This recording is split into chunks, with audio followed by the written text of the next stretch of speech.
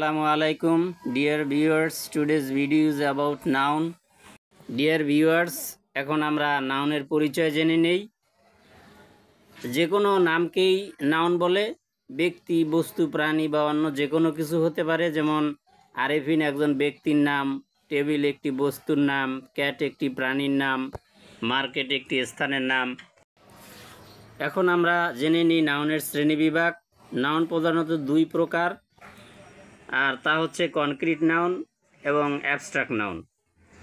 Concrete noun হচ্ছে যে নাউনের বাহ্যিক অস্তিত্ব আছে এবং যা দেখা যায়, ধরা যায়, ছোঁয়া যায় বা আস্বাদন করা যায়, সেটাই কনক্রিট নাউন। কনক্রিট নাউনকে আবার চার ভাগে ভাগ করা হয়েছে: proper noun, common noun, collective noun এবং ম্যাটেরিয়াল নাউন। এখন আমরা জানব কনক্রিট নাউনের শ্রেণীবিভাগের বিবরণ। প্রথম প্রকার হচ্ছে প্রপার নাউন। নির্দিষ্ট অদ্বিতীয় যে কোনো নাউনকেই প্রপার নাউন বলে, অর্থাৎ এই নাউন হচ্ছে এমন নাম যা দ্বিতীয় আর নেই। যেমন টাইটানিক, কোরান, Kuakata, Friday, Dhaka, Daily Star ইত্যাদি। দ্বিতীয় প্রকার হচ্ছে কমন নাউন। যে নাউন নির্দিষ্ট এবং অদ্বিতীয় নয়, বরং এক শ্রেণীর ব্যক্তি বা বস্তুর সাধারণ নাম, তাকে বলা হয় কমন নাউন। যেমন হর্স, রিভার, বুক, ফ্লাওয়ার, ড্রেস ইত্যাদি। এ ধরনের নাউন হচ্ছে প্রপার নাউনের বিপরীত, কারণ প্রপার নাউন দ্বিতীয় আরেকটি নেই, কিন্তু কমন নাউন মানে একই শ্রেণীর অনেক। যেমন হর্স বলতে পৃথিবীর যে কোনো হর্সকেই বোঝায়।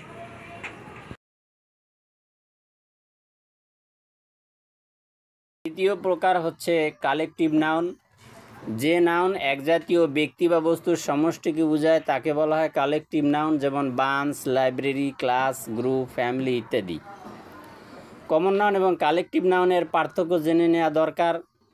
কমন নাউনে এক শ্রেণীর ব্যক্তি বা বস্তুর সাধারণ নাম বোঝায়, বলতে একজন ব্যক্তি বা একটি বস্তুকে বোঝায়।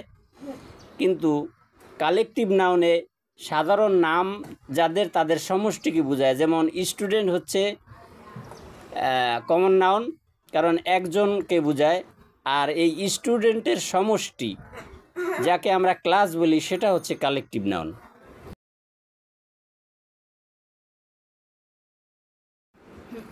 চতুর্থ প্রকার হচ্ছে ম্যাটেরিয়াল নাউন। যে নাউন দ্বারা পদার্থের সমুদয় অংশকে বোঝায়, এর কোনো খণ্ড বা অংশকে বোঝায় না, তাকে বলা হয় ম্যাটেরিয়াল নাউন। যেমন rice, water, juice, iron, sugar ইত্যাদি।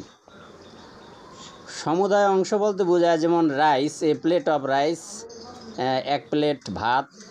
এখানে একটি বা দুইটি রাইস নয়, বরং পুরো প্লেট ভাতই হচ্ছে ম্যাটেরিয়াল নাউন।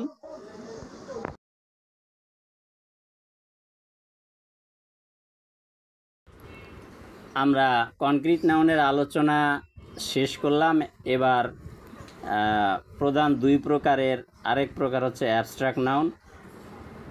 যে নাউনের বাহ্যিক অস্তিত্ব নেই এবং যা ধরা যায় না, ছোঁয়া যায় না বা স্বাদ নেওয়া যায় না, শুধুমাত্র অনুভব করা যায়, তা হচ্ছে অ্যাবস্ট্রাক্ট নাউন।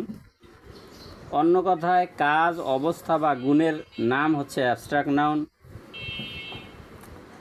যেমন এডুকেশন, ইলনেস, অনেস্টি, ট্রুথ, লাভ ইত্যাদি। এখানে এডুকেশন হচ্ছে কাজের নাম, ইলনেস হচ্ছে অবস্থার নাম এবং অনেস্টি হচ্ছে গুণের নাম।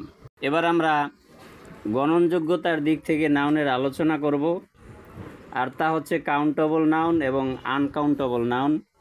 কাউন্টেবল নাউন হচ্ছে যে ধরনের নাউন গণনা করা যায় সেগুলি, যেমন বুক, টেবল, বার্ড ইত্যাদি। আর আনকাউন্টেবল নাউন হচ্ছে যে ধরনের নাউন আমরা গণনা করতে পারি না, সেগুলি হচ্ছে আনকাউন্টেবল নাউন। যেমন ওয়াটার, আয়রন, স্যান্ড ইত্যাদি। আসলে আনকাউন্টেবল নাউন হচ্ছে, এর আগে আমরা যে ম্যাটেরিয়াল নাউন এবং অ্যাবস্ট্রাক্ট নাউন আলোচনা করেছি, সেই অ্যাবস্ট্রাক্ট নাউন এবং ম্যাটেরিয়াল নাউন হচ্ছে আনকাউন্টেবল নাউন, কারণ এই উভয় প্রকার নাউন গণনা করা যায় না। তবে এই দুই ধরনের নাউন প্লুরাল হয় না, সিঙ্গুলার হয়। আর কাউন্টেবল নাউন যেগুলো proper noun, common noun, collective noun এগুলো গণনা করা যায়, এগুলো প্লুরাল নাম্বার হয়। I wish you all best of luck. যদি ভিডিওটি ভালো লাগে অবশ্যই লাইক করবেন। আসসালামু আলাইকুম।